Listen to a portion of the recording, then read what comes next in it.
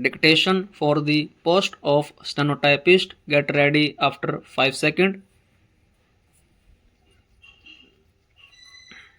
Start. Since circumstances vary a great deal, it is difficult to lay down a rigid policy that taking private work from government servants should always be constructed as dishonesty meriting dismissal full stop. The circumstances attending each case would always have to be gone into the severity of punishment in a proved case left to be determined on the merit of that particular case full stop. On one extreme, there can be circumstances in which the practice may be totally innocent, deserving no notice from government. For example, the use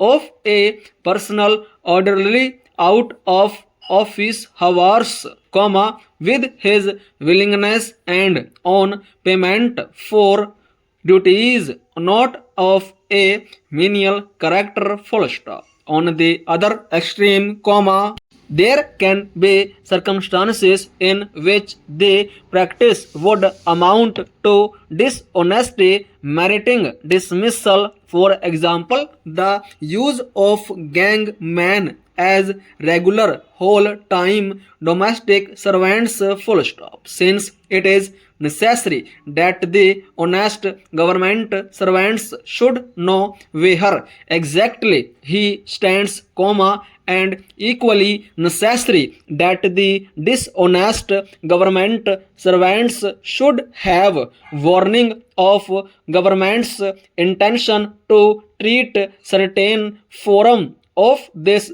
practice as acts of corruption, this latter seeks to analyze the various types of cases and to indicate the lines on which they should be dealt with full stop. Broadly speaking, two kinds of cases arise full stop.